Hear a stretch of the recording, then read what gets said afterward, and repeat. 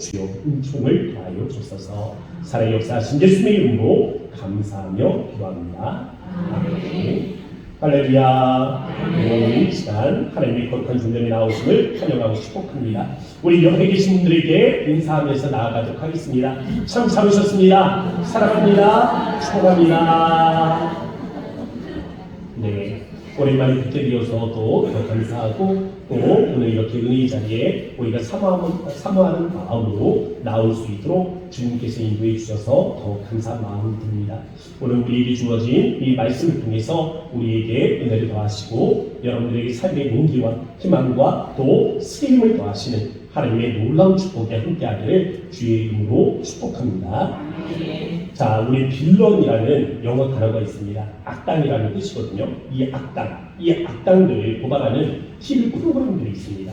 그래서 세상에 이렇게 많은 악당들이 있다. TV 프로그램들이 쫓아가서 사건, 사고들을 먼저 고발하게 되고 그로 인해서 언론에 관심들이 가게 됩니다. 경찰 조사들이 이루어지는 여러 사건들을 접한 적이 있었습니다. 그런데 요즘에는요, 이와 관련해서 핫한 뉴스가 하나 있었습니다. 지난 한 주였죠. 이 핫한 뉴스가 하나 있었는데 한 유튜버가 20년 전에 있었던 일입니다. 밀양 이 집단 폭행 사건이 있었어요.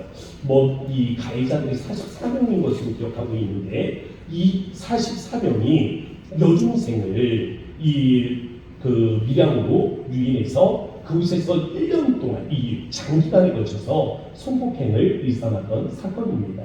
그런데 밀양 성폭행에 가담했던 그 가해자들 지난 한 주간에요. 이 어떤 한 유튜버가 신상을 공개하는 사건이 있었습니다.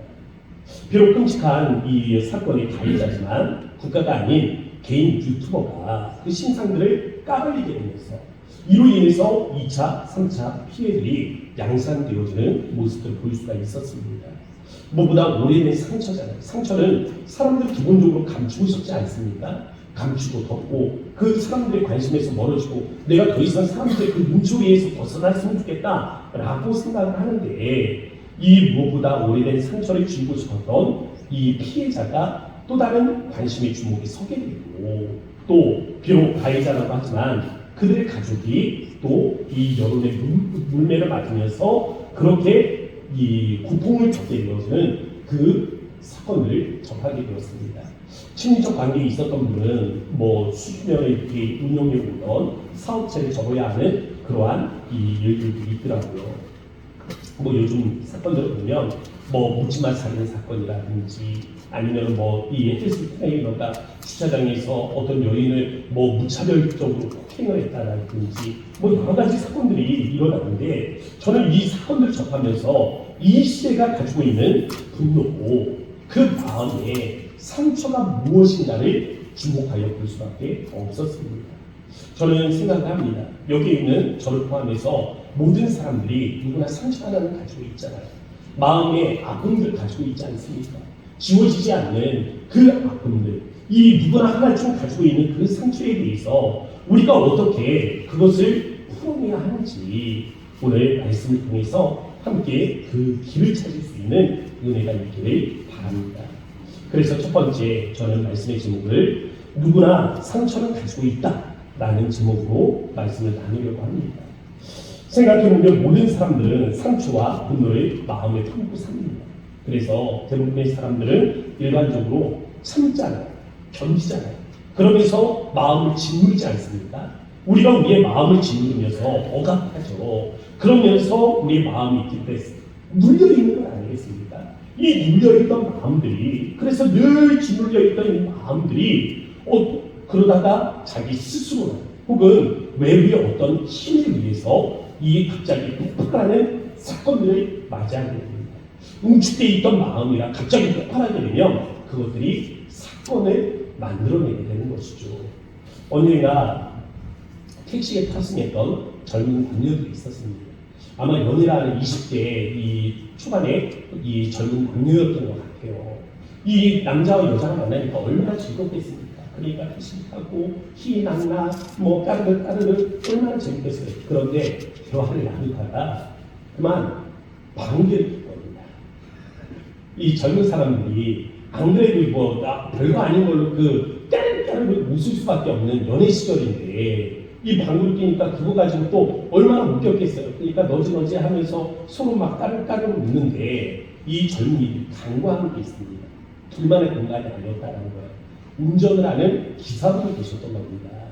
그냥 기사분한테 아유 죄송해요 한마디만 했어도 그래도 좀 나았을 텐데 이 미처 거기까지 생각을 하지 못한 거죠. 그냥 둘만이 함께하는 시간들이 너무 행복했던 거예요. 그래서 까르르 웃는데 문제는 이 기사분에게 있었습니다. 마음이 분노가 일어나는 거예요. 아니 이 젊은이들이 나를 뭘 보고 이러는 거지? 라는 마음이 일어나기 시작했습니다. 차를 멈춰 세우고 기사분이 내려서 젊은이들 끌어내린 다음에 무차별적으로 폭행을 당합니다. 왜 택시 기사분이 이 끔찍한 일을 저질렀던 것일까? 가정과 직장, 사회로부터 자신의 무시를 당한다는 어떤 그런 이 짓눌려진 마음이 있었던 거죠. 평소에 참고 또 참고 사람들을 태우면서 여러 가지 사람들을 접하지 않겠습니까? 술에 취한 사람들도 대하고 또 인격적으로 성숙하지 못한 사람들도 대하고 자기를 무시하는 사람들도 대했겠죠. 그렇지만 수많은 시간들을 참아 오셨을 것입니다. 그런데 어느 순간 이 별거 아닌 사건이 이 기폭제가 되어진 거죠. 이 짓눌려 있던 마음들을 폭발시키는 그 촉매제가 된 것입니다. 그래서 평범한 기사분이 끔찍한 일을 저지르게 된 거죠. 어떻게 보면 우리도 마찬가지입니다. 모두가 다 우리도 평범하잖아요. 아주 착해 보이잖아요. 우리도 평소에 많은 것들을 참고 있잖아요. 그래서 짓누르고 있잖아요. 우리의 마음을 이 짓누르고 있는데 그것이 어느 순간에 폭발하게 된다면 우리도 이런 사건 사고의 주인공이 될 수도 있다는 것입니다. 우리 안에도 그런 치유되지 않은 악함이 있습니다. 우리 중 누구라도 이 악한 마음이 폭발하면 사고를 일으킬 수 있는 거죠. 성경에도 이런 빌런, 악당들이 등장을 하고 있습니다. 오늘 동네 보면 요셉의 형들이죠. 그들은 요셉을 멀리서 보고 깨어 그를 죽이기를 결심하고 있습니다. 그들의 이 악함이 얼마나 크게 나가는지 함정을 파놓고 이 요셉이 우연히 거기에 빠진 것이 아니라 그가 오니까 옷을 벗겨버리고 빨개 벗겨서 그 웅덩이에다 그 어린 동생을 가두어두고 그 밖에서는 자기들은 음식을 즐기고 있는 모습들을 볼 수가 있습니다. 삼국 영화죠. 그냥 깡패 영화에서나 볼 법한 그런 장면입니다. 아니요, 깡패 영화에서도 보지 못합니다. 깡패들도 가족은 위안해 줄 알더라고요. 그런데 지금 요셉의 형들은 그 악함을 드러내고 있는 것이죠. 이 악한 생각의 원인이 무엇입니까? 바로 열등감이 있는 것입니다. 아버지 야곱에게는요 부인이 4명이 있었습니다. 레아와 라헬 그리고 각각의 여종이었죠. 실바와 비라가 있었습니다. 레아는 레아의 자식들은 평생 어머니가 아버지 야곱의 마음을 얻기 위해서 얼마나 노력하는가를 옆에서 지켜봐야 했습니다. 그런데 한 번도 레아가 야곱의 마음을 얻는 것을 보지 못했어요. 또 몸종이었던 비라와 실바의 자녀들도 태어나게 되었습니다. 단과 납달리, 갓, 아셀이. 그런데 몸종의 아들로 태어났다는 것도 서럽잖아요. 그런데 아버지가 자기를 대하는 모습을 볼 때, 난 진짜 서자인가? 나는 이 뭔가 부족한가? 라는 이 마음을 갖게 됩니다. 마음의 상처가 쌓이게 되는 것입니다. 브엘세바에서 돌아올 때죠. 야곱이 브엘세바에서 돌아올 때 형 에서를 만나면서 마음에 생각했습니다.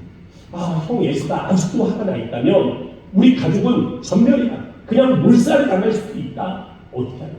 내 가족들 다 죽으면 어떻게 할까? 걱정이 되는 거예요.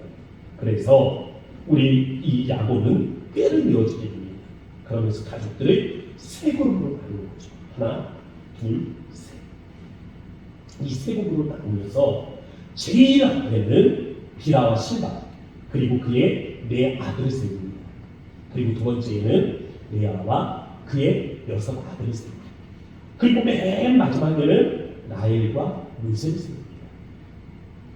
이렇게 세우면서 이 야곱이 생각하는 게 무엇입니까?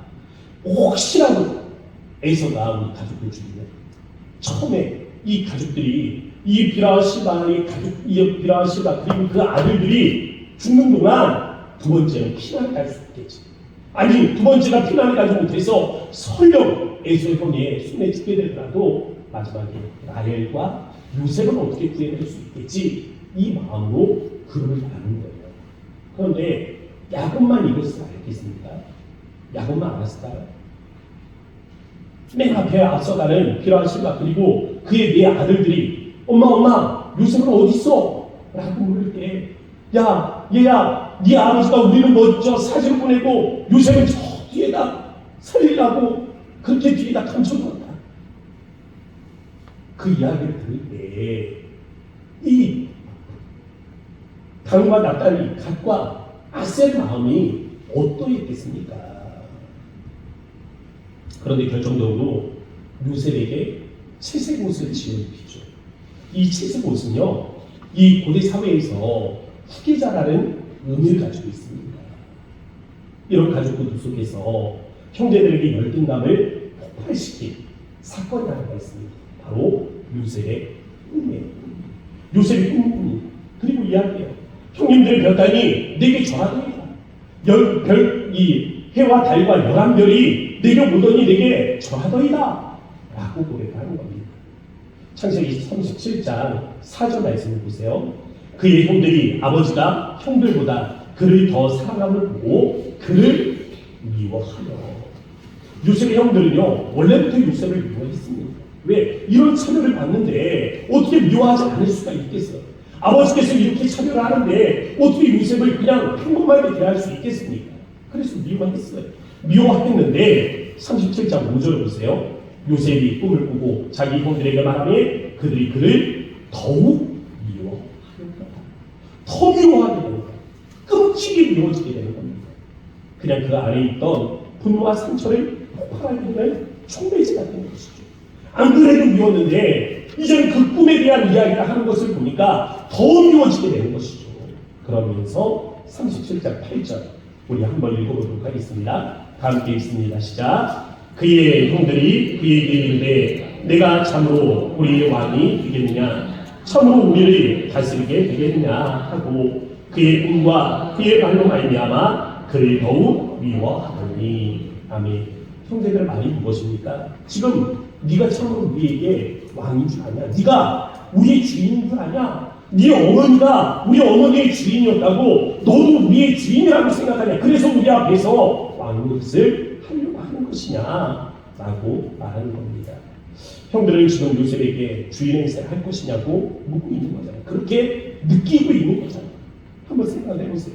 요셉이 실제로 진짜로 아버지가 채색 옷을 입혀주고 막 이렇게 저렇게 하니까 사랑받으니까 아 진짜 아버지 재산이 다 내 거구나, 아 저 형들도 나중에는 내가 또 종으로 부려먹을 수 있겠구나 라고 생각할 수도 있겠지만 전혀 그런 생각을 안 가질 수도 있는 것 아닙니까?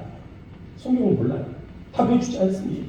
그런데 이런 감정을 형들은 분명히 느끼고 있다는, 형들은 그 감정을 느끼고 있다는 겁니다. 아 요셉이 그렇게 우리를 대하고 있구나 라고 생각하게 하는, 그래서 미움이 점점 더 쌓여지고 있다는 겁니다. 누군가에게 상처를 받는 분이 계실까요? 누군가에게 상처를 받고 그래서 사람이 미워지고 누군가가 점점 더 싫어지는 그런 분들이 계실 겁니다. 근데 이 싫어하는 사람이 멀리 있는 사람이 아니라 가까이 있는 사람인 그 사람들이 있어요. 가족인 사람이 있고 누구보다도 나와 가까이 지내는 사람이 미워지는 사람이 있습니다. 그러면서 생각하는 거죠. 날 무시하고 있다, 날 미워하고 있다, 날 모욕했다. 아니요, 정말 그랬을 수도 있겠죠. 아니요, 그렇지만 그러지 않았을 수도 있습니다. 그런데 그건 중요하지 않아요. 그건 알 필요가 없습니다. 왜 그렇습니까? 형들 보세요. 그거는 상관이 없습니다. 그들이 지금 그렇게 느끼고 있다는 것이 중요한 거예요. 그러면서 마음에 미움이 싹 트는 거죠. 지금 여러분들의 마음에 이 미움이 싹 트고 있다면 여러분의 마음이 중요한 것입니다. 왜 그런 것일까요? 우리의 마음에 왜 미움이 싹 트고 그 가까운 사람, 누구보다도 더 사랑해야 할 그 사람을 우리가 왜 미워하고 있느냐라는 것입니다. 우리의 내면의 문제. 우리 안에 문제가 있다는 것입니다. 그래서 두 번째 말씀의 제목은 치유되지 않은 상처는 후유증을 낳는다라는 것입니다. 우리 인간은요, 하나님의 형상으로 지음을 받은 존재입니다. 하나님의 형상을 따라서 창조함을 받았다라고 했을 때 우리는 인격적인 존재로 창조함을 받았다는 것입니다. 우리가 인격적인 존재로 창조함을 받았다는 것은 지정, 의를 가지고 있다는 거예요. 하나님께서 지와 의와 정을 가지고 있는 것처럼 우리도 그러한 존재로 창조함을 받았다라는 것입니다. 그런데 여기에 정, 이 마음 같은 마음, 이 마음은 우리 뜻대로 되지 않습니다. 사랑해야지 해서 사랑해지는 게 아니고, 미워해야지, 아니 미워하지 말아야지 해서 미워지지 않는 게 아니고, 그냥 어떻게 해야지 해서 이 마음을 조절할 수 있는 게 아니더라고요. 절제가 어렵고 마음대로 조절이 되지 않습니다. 때문에 인간 사회에 보면 이 마음 때문에, 이 마음을 컨트롤하지 못해서 많은 사고들이 일어나게 됩니다. 상처받은 마음과 또 상처받은 마음이 만나서 결국에는 문제를 일으키게 되는 것이죠. 때로는 감정을 컨트롤하지 못해서 낭패를 당하기도 하고, 감정적인 문제 때문에 칼부림이 일어나는 경우들도 우리가 많이 보고 있잖아요. 사랑한 감정이 몰이 깊어질수록 사람은 그 깊은 감정의 불에 울분을 담아둔다는 것입니다. 무언가가 짓눌려 있던 감정을 폭발시키면 순간적으로 사건이 발생하게 되는 것이죠. 상한 감정이 우리의 마음에 쓴뿌리를 남겨두는 것이죠. 바로 이 쓴뿌리가 문제입니다. 우리가 다윗과 압살롬을 아닙니다. 압살롬은요, 동생 다말이 성폭행을 당한 일로 인해서 마음의 원한을 품게 됩니다. 그래서 2년을 기다려요. 그러다가 암논 기회가 찾아왔을 때 형 암논을 죽이게 되죠. 암논의 성폭행이 분명 잘못된 건 맞습니다. 그렇지만 그렇다고 해서 압살롬의 살인이 정당화될 수 있는 것도 아니죠.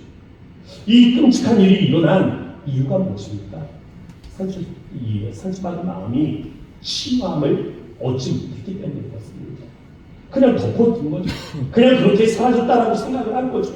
그렇지만 사라진 것이 아니라 언젠가는 그 마음의 상처가 끔찍한 이 일들을 만들어내게 된다는 것입니다. 이 사건은 결국 모두에게 비극이죠. 이제는 아버지 다윗이 압살롬을 미워하게 됩니다. 그렇다고 압살롬이 그 미움을 받으면서 가만히 있는 것은 아니죠. 미움의 대가로 분노와 울분을 마음에 쌓아두었다가 나중에는 역모를 일으키게 됩니다.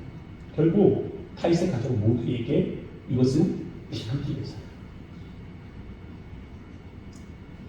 우리가 상한 감정을 제때 치유하지 않으면 그 상처는 반드시 삶의 비극을 만들어내게 된다는 겁니다. 상처는 치유하지 않으면 반드시 좋지 못한 후유증을 만들어냅니다. 농작물은 이 키우는데 참 어렵더라고요. 시간도 투자를 해야 하고, 또 노동도 필요하고, 또 사랑도 주어야 합니다. 그래야 열매를 내죠. 그런데 잡초는요, 신경 쓰지 않아도 잘 자라요. 그냥 가만히 놔둬도 잘 자라요. 그냥 가만히 놔둬도, 양보를 주지 않아도, 살피지도 않아도, 사랑을 주지 않아도 뿌리가 점점 깊어져요. 근데 뿌리가 깊어지면 잡초는 나중에 뽑기가 힘들어져요. 빨리 뽑아야 잘 뽑혀요. 마찬가지입니다. 우리의 상한 감정도 빨리 치유가 돼야 됩니다. 빨리 고치지 않으면 상처는 깊어집니다. 깊어지면 그 불은 더 깊어지게 되고, 그 불에 우리는 분노를 감추게 되는 것이죠. 결국 치유도 어려운 상황입니다. 똥파리가 날아들면 파리를 잡으려고 애쓸 것이 아니라 똥을 치워야 되는 거 아닙니까? 마찬가지죠. 우리의 마음에도 이 더러운 감정, 상처받은 마음, 우리가 무시하면서 감추어왔던 그 모든 더러운 것들을 우리가 먼저는 청소를 해야 됩니다. 마음의 똥을 치우지 않으면 파리는 쫓겨났다가도 또 다른 치유가 되는 겁니다. 마귀가 딱 그렇지 않습니까? 예수님께서 우리에게 비유로 말씀하셨죠. 이 한 귀신을 쫓아내는데 그가 갈 곳을 찾지 못해서 다시 돌아와 보니까 청소도 돼 있고 집도 넓어지니까 이제는 7 귀신은 친구들을 데리고 와서 그렇게 함께 거주하여 전보다도 그 상태가 더 악하게 이어지는 경우에 대해서 말해주고 있습니다. 마음의 상처를요 제게 치유하지 않으면 이와 같은 겁니다. 상황은 더 어려워지게 됩니다. 창세기 37장 이후 요셉과 관련된 이야기의 주인공은요 요셉이 아닙니다. 그 주인공은 유다예요. 유다. 왜냐하면 유다에게서 메시아가 날 것이기 때문에 그렇습니다. 아브라함에게 주어진 약속의 말씀이 있어요. 땅의 모든 족속이 너로 말미암아 복을 받게 될 것이다. 이 약속은 유다를 통해서 이루어지죠. 우리가 복음의 역사를 통해서 보면 우리 예수님은 이 유다의 가계를 통해서 태어난 겁니다. 예수님의 족보에 보면 요셉의 이름이 없어요. 유다입니다. 그래서 창세기 37장 이후 38장에는요 유다에 관한 말씀이 등장하고 있는 겁니다. 이것은 마치 유다의 이 치유되지 않은 그 심정, 이 가계에 어떤 영향을 미쳤는가를 우리에게 보여주는 것 같습니다. 그래서 마지막으로 세 번째 제목은 땅의 것이 풀어져야 하늘의 뜻이 이루어진다라는 것입니다. 창세기 38장은 유다의 며느리가 등장하죠. 다말이 등장합니다.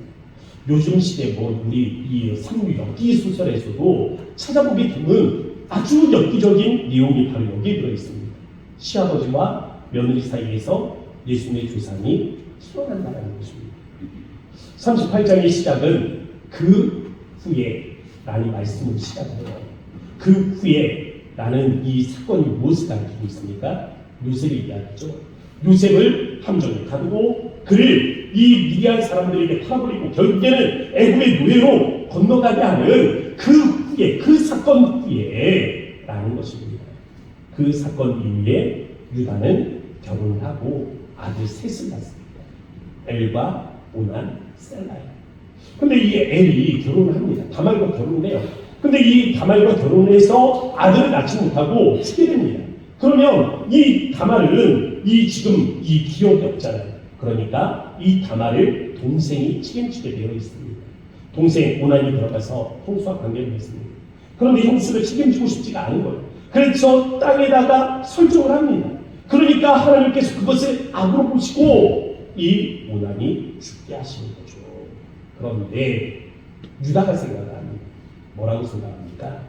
너 때문이다. 다말, 너 때문이다. 너 때문에 네 아들이 죽는다. 라고 생각합니다. 성경은 뭐라고 합니까? 다말 때문이라고 말하잖아요. 엘의 죄악이고 오난의 죄악 때문에 하나님께서 그들의 죄악 때문에 그들을 벌하신 것이라고 말씀하시는데 유다는 다말, 너 때문에 내 두 아들이 죽어. 너 때문에 내 손원지 아들도 죽게 할 수는 없다. 해서 이 셀라를 감추어두게 되는 것이죠.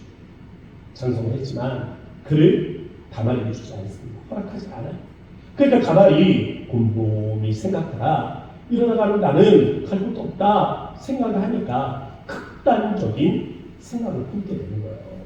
그러면서 양털 깎는 축제입니다. 축제이니까 포도주가 있고 음식이 있고 또 양고기 가득하겠죠. 음식에 취한 유다가 길에 나아갔을 때 이 다말이 술 취한 시아버지를 유혹하게 되고 관계를 맺게 되는 겁니다. 물론 유다는 알지 못했어요.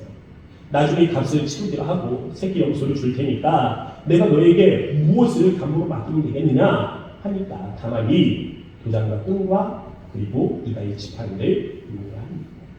그리고 3개월 걸렸어요. 그렇게 3개월 걸렸습니다. 그냥 그렇게 사건이 묻어지는 줄 알았는데 문제는 다말이 아이를 가진 거죠.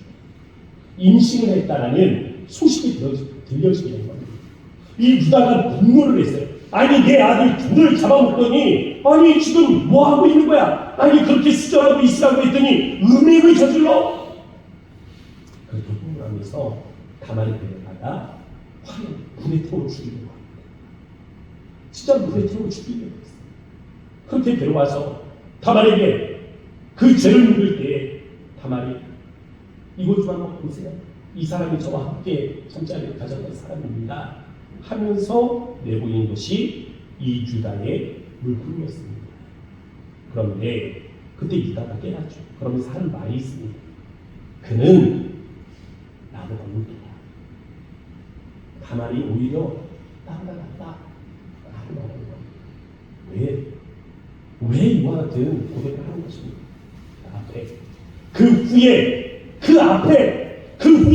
그 앞에 자기가 있던 악행을 기억하고 있는 거예요. 자신의 죄악을 기억하고 있는 거예요. 훗날입니다. 요셉과 애굽에서 베냐민 포함해서 12 형제들을 만나게 되었어요. 요셉이 형들이 시험을 하기 위해서 베냐민이 자루에다가 은자를 숨겨둡니다. 그리고 베냐민에게서 그 은자를 발견하면서 그를 노예로 삼겠다라고 그 은장을 묻히죠. 그때 유다의 고백이에요. 창세기 44장 16절 말씀. 우리 화면을 보고 한번 함께 읽어보도록 하겠습니다. 다 같이 읽습니다. 시작. 우리가 어떻게 우리의 정직함을 나타내리니까 하나님이 종들의 죄악을 찾아내셨으니. 아멘. 우리 화면이 안 떠와서 깜짝 놀랐죠. 그런 날도 있습니다. 네. 이 우리가 어떻게 우리 화면 혹시 가능할까요? 안 돼 있어요. 제가 전달을 안 했구나. 예, 전달하는 거를 깜빡할 때가 있어요. 전달할 줄 알고 이 자리에 쓸 때가 있습니다. 제가 다시 한번 읽어드릴게요. 우리가 어떻게 우리의 정직함을 나타내리까? 하나님이 종들의 죄악을 찾아내셨으니. 하나님이 종들의 죄악을 찾아내셨어요. 자기들도 누명을 쓰고 있다는 걸 압니다. 이럴 리가 없다. 우리가 이 은자를 훔쳤을 리가 없다. 그렇지만 그들은 자신들이 무죄하다고 말하지 않습니다. 왜 그렇습니까? 하나님이 찾으셨잖아요. 지난날 자신들이 범한 이 죄악을 하나님이 찾으셨잖아요. 그걸 고백하기 위해서 내면 깊은 상처를 치료하는 첫발, 바로 여기에 있습니다. 우리가 은혜를 받은 존재라는 것을 깨닫는 겁니다. 루벤은 장자였습니다. 그는 애굽에서 당하는 이 혼란의 상황을 접하면서 뭐라고 이야기하냐면, 거 봐라, 내가 살려주자 했지. 거 봐, 죽이지 말자 했잖아. 근데 니들이 내 말을 듣지 않더니 봐라, 우리가 지금 그 피값을 치르는 거야.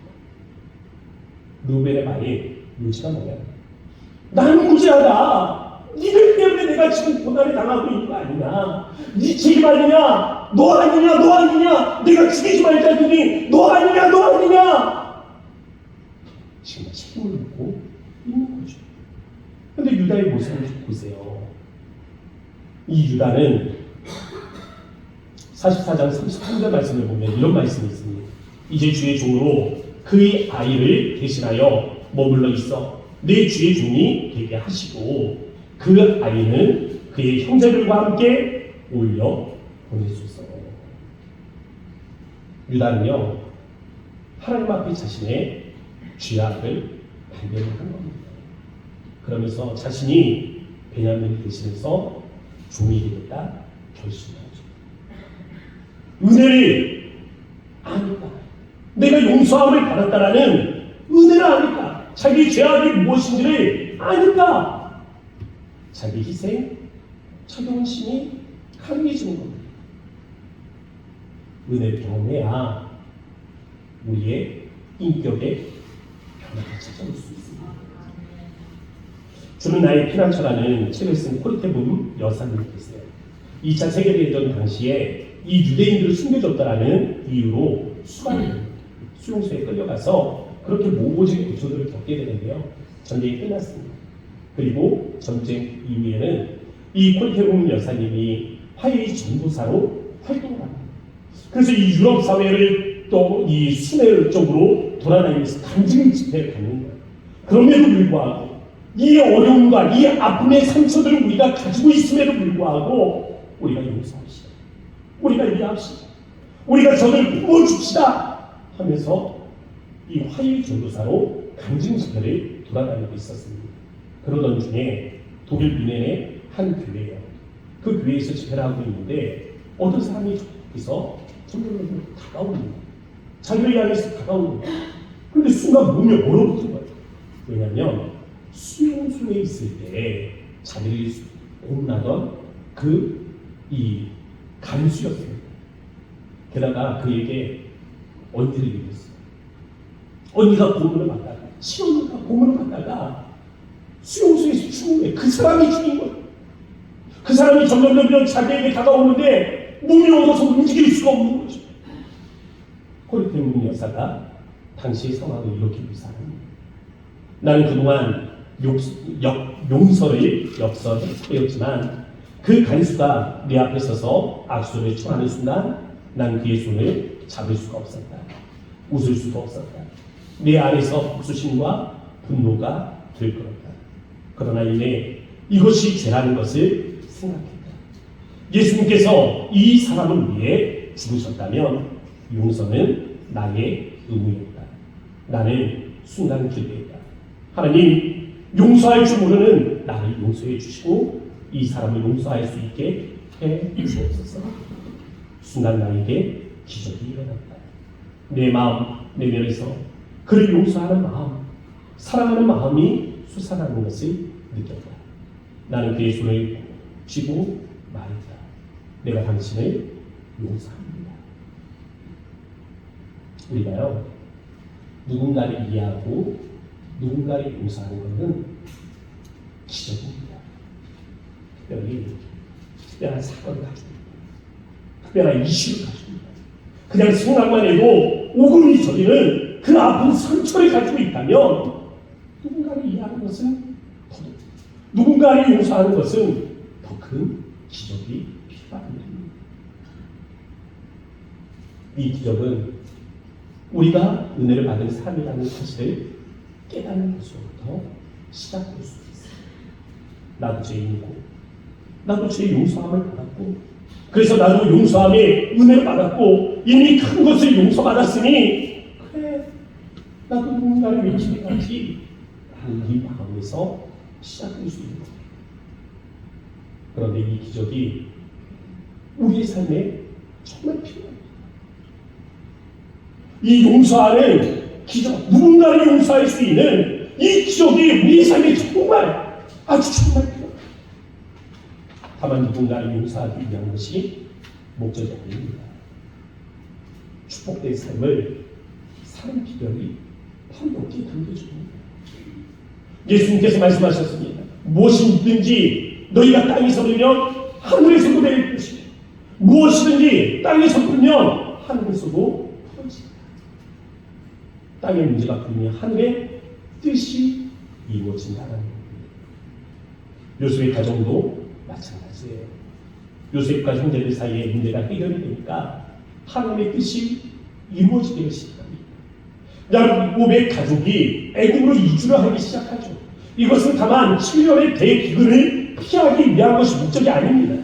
아브라함에게 하셨던 예언의 말씀이 이루어지는 것이죠. 내가 내 자녀들을, 내 자손을 400년 동안 애굽 땅에 머물게 하겠다라는 이 말씀의 실천인 것입니다. 이를 통해서 이 이스라엘은 그곳에서 하나님의 민족을 이루게 될 것입니다. 이를 통해서 이스라엘 백성들 애굽 땅에서 하나님의 군대를 이루게 될 거예요. 그렇게 준비되어진 땅이 풍요로움의 땅, 고센인 것입니다. 우리도 땅의 문제를 해결해야 됩니다. 내 명은 깊숙이 묻어두고 사라졌다 하는 것으로 끝나는 것이 아니라 우리가 예수의 보혈로 이 문제들을 해결할 수가 있어야 되는 것입니다. 우리의 상처, 우리 내면의 문제들을 해결할 수가 있어야 됩니다. 내면의 상처와 허물, 우리 열통감의 원천 위에 예수의 보혈을 우리가 덮고 또 덮을 수가 있어야 하는 것이죠. 주의 이름으로 선포하실 수 있게 바랍니다. 동현아, 너의 죄가 사함으로 덮다. 너의 죄가 주홍과 같이 물을 붓지만 양털과 같이 희어졌다. 동현아, 너의 어두움의 인생, 그 칠흑과 같은 어둠에 창빛이 비추가 내가 전에는 어둠이었더니 이제는 내 인생도 비추구나. 저기를 향해서 선포하세요. 이것이 우리의 인격을 변화시켜주는 선포인 것입니다. 그래서 성경은 우리에게 말씀하시는 것이죠. 그런즉 누구든지 그리스도 안에 있으면 새로운 피조물이다. 이전 것은 지나갔으니 보라 새 것이 오늘 내년의 모든 아픔과 상처 예수의 이름으로 치유하고 저희와 누리는 은혜가 있기를 주의 이름으로 축복합니다. 우리 함께 기도하도록 하겠습니다. 우리 마음을 모아서 함께 기도하시죠. 여러분들의 아픔과 내면의 상처와 그리고 내면의 모든 문제들을 주님 앞에 불쌍하면서 우리가 오직 예수의 이름으로 하나님의 은혜로 우리의 내면을 치유하고 하나님 우리가 새롭게 변화되어 하나님 이 삶을 살아낼 수 있도록 하나님 이제는 우리가 새 것이 이루어질 수 있도록 주여 은혜를 더하여 주옵소서. 우리 경건한 말씀을 붙잡고 우리 주의 이름 한번 부르시고 간절한 마음으로 기도하도록 합니다. 주여 아버지 하나님 감사합니다. 주님 하나님 인도하심을 따라 아버지 우리가 주님 앞에 하나님 나아갑니다. 주님 하나님 저러시는 은혜를 우리가 고마우며 아버지 하나님 우리가 하나님 간절히 하나님 그리고 아버지 하나님 기도하고 주님 앞에 하나님 도와오니 선하신 하나님 우리 하나님 그분들이 하나님 우리 앞에 하나님 이루며 주님 하나님 영광의 하나님 말씀들이 아버지가 아버지 주님의 거룩한 땅들 위에 아버지 이루어질 수 있도록 은혜를 더하여 주옵소서. 주님 하나님 역사하는 이곳에 하나님 이루어지며 주님 하나님 말씀이 하나님 이루어지며 하나님 별이 하나님 들어있죠. 아버지 우리 하나님 주님이 하나님 도와할게 주의 하나님 선하신 하나님 역사하다 우리 하나님 이면을 변화시켜 주시고 아버지 우리 하나님 우리의 인격이 변화되어 주시고 아버지 우리 하나님 삶이 변화되어 주시고 아버지 우리 하나님 순간이 변화되어 주시는 우리가 있도록 하나님 앞에 함께하여 주시고 있습니다. 거룩하신 아버지 하나님 감사합니다. 오늘 우리의 내면의 상처는 무엇인지 아버지 우리 내면이 가지고 있는 문제들은 무엇인지 우리가 무엇에 우리의 약점을 가지고 있는지 어디에 우리의 하나님 이 연약함을 가지고 있는지 아시는 주님께서 예수 그리스도의 부혈로 하나님 모든 연약함을 치유하여 주시기를 원합니다.